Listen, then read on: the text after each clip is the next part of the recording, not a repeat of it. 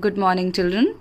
In today's session, I am going to begin with the third chapter of class 11's chemistry, that is classification of elements and periodicity in properties. So basically in this chapter you'll learn about the periodic table, the various groups and periods, and also the blocks and their properties, also the periodic trends in the properties. And you people have done this chapter already in class 10. ICSE has this chapter as their chapter number 1 and CBSE has this chapter as their last chapter. So basically we will be studying in detail about the concepts that you have already studied in class 10. So it is comparatively easier and also very important chapter, children. So please pay attention from the very first session. And one more thing, first of all, I will tell you about the modern periodic table, because the modern periodic table is most important and most of the questions that you get in your exam is based on modern periodic table only. So this is the rough draft here of the periodic table. I hope it is visible to all of you. So children, by class 10's knowledge, if you recall class 10's concept, you must be knowing that a periodic table has 7 periods. Do you remember it or no? If you do not, then please recall it with me. And we have in total 18 groups, right?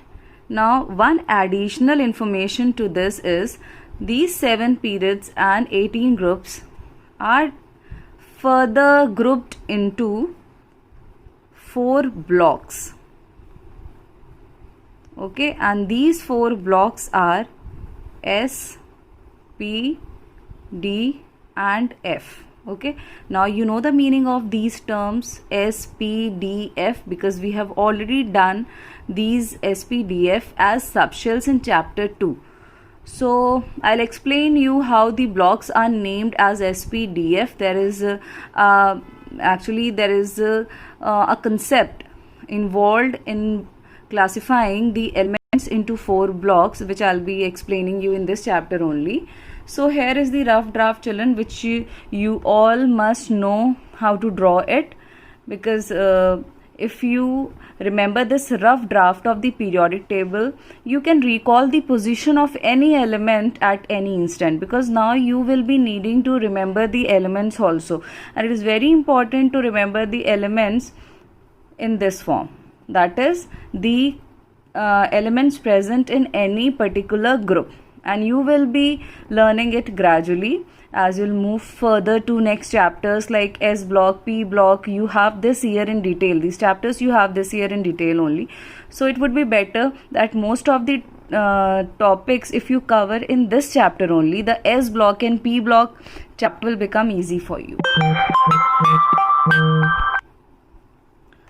So now, children, the first thing is to tell you the classification of elements into groups and periods. So first of all, this is what? This is group 1. This is what? This is group 2. Then we have group 3 here, group 4, group 5, group 6, 7, 8, 9 and till 12. We have group 3 to 12 located here.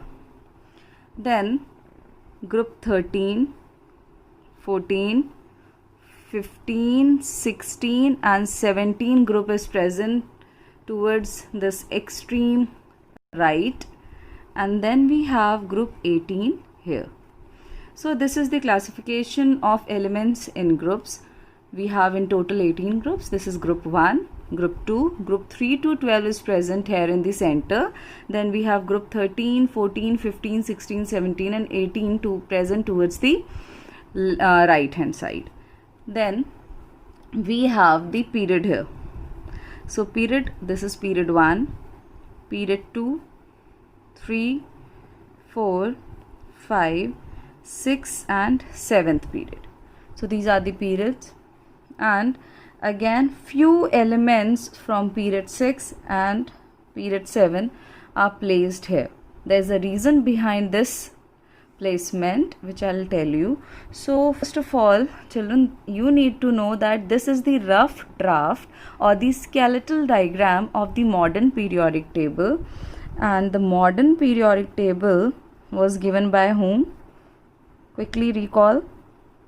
The modern periodic table, also known as, it is also known as long form of periodic table.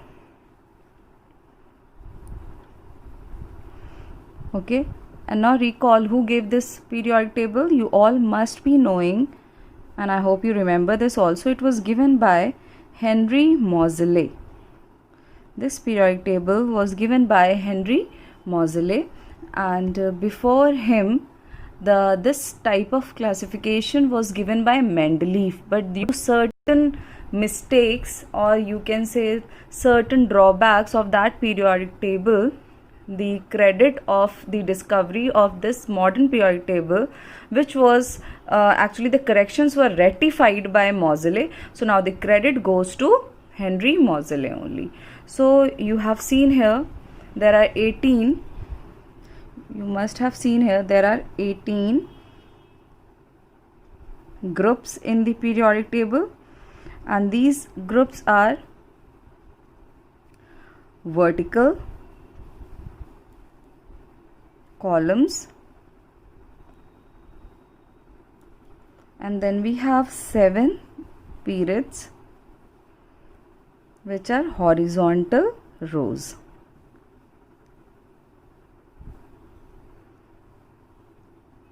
These are horizontal rows. So this much of information you had from class 10 itself. Now coming to the classification of elements in blocks. So children, this is your, this extreme right hand side, this extreme right side is what? This is your S block. This is known as S block. This extreme right is S block. Reason I'll tell you why this is known as S block. And this center is known as D block. You also draw the same structure in your notebook. And this extreme right is known as P block, and these two are known as F block. Okay, so this is the division of periodic table into 4 blocks. Group 1 and 2 comes under this S block. Group 3 to 12 comes under this D block. Group 13 to 18 comes under P block. And then few elements from 6th period and 7th periods are placed at the bottom of the periodic table, which comprises F block, because the properties of these two elements are quite different from the other elements which are present in period 6 and period 7. Okay, you will do everything in detail. You will be doing up to class 12, you will be doing S block, D block, P block, F block as separate chapters. So obviously you will be learning about these blocks in detail as you will move ahead with the syllabus. So I hope this much explanation is clear to you. The classification of elements in groups, the classification of elements in periods, then S block, group 1 and 2, D block, group 3 to 12, P block, group 13 to 18. You can also note it down that the classification of elements in the blocks. So S block comprises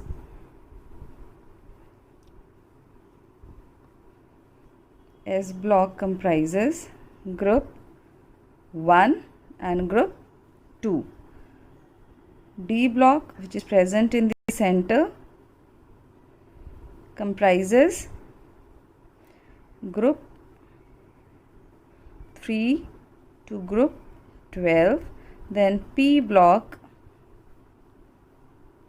has group 13 to group 18, and F block, for now you can simply mention it is present at the bottom of the periodic table. Okay, so this is the classification of elements in the periodic table in the 4 blocks. There is a reason why the elements are classified in these 4 blocks that I'll be discussing later on. So I hope children this much is clear.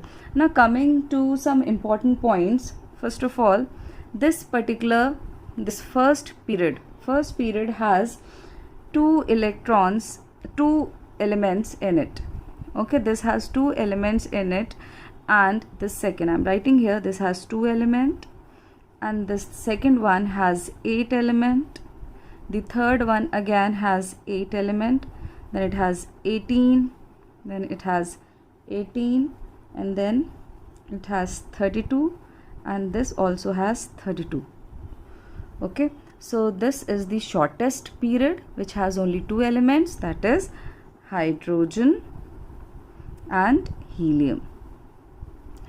This second one has 8 elements in it, third also has 8 elements, then fourth has 18, fifth has 18, sixth has 32, and seventh also has 32. So with this information you can calculate the atomic number of any element, okay, with this information.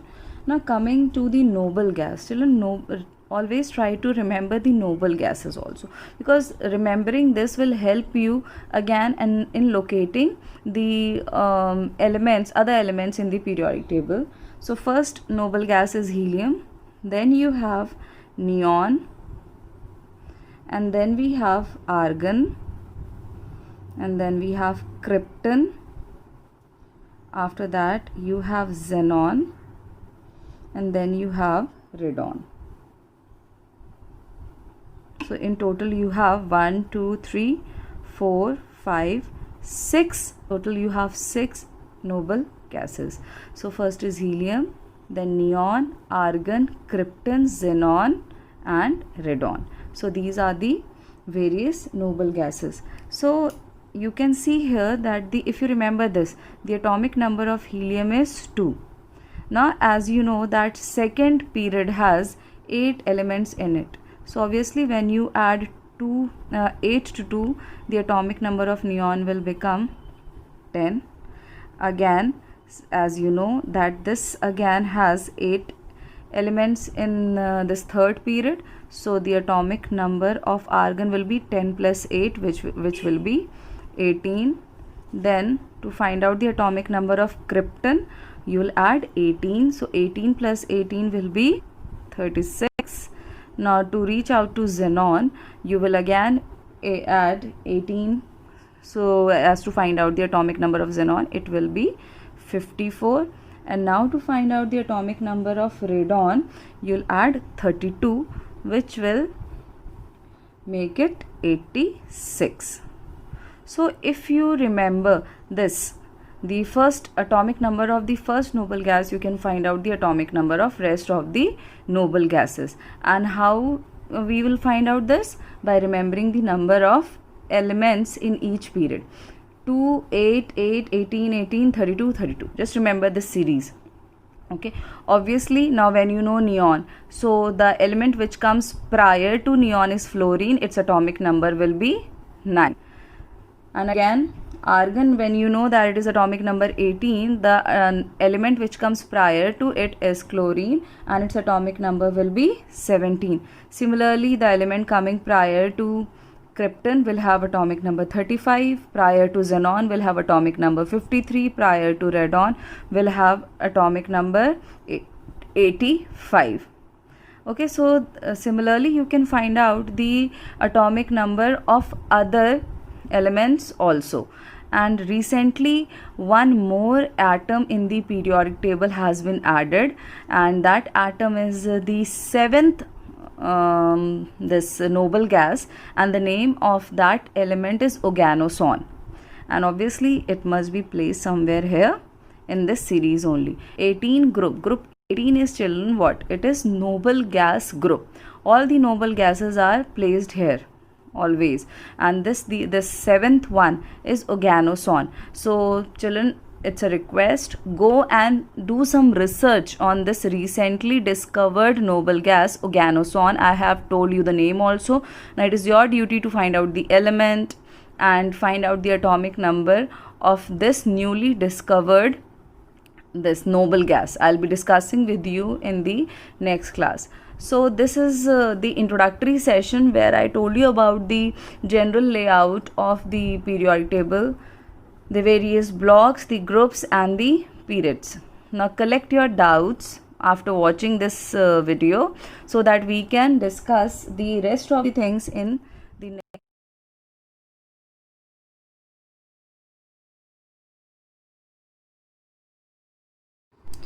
So before I conclude the session, children, one more thing I would like to tell you here. In F block, we have the elements in 6th period starting from cerium, atomic number 58, to lutetium, atomic number 71.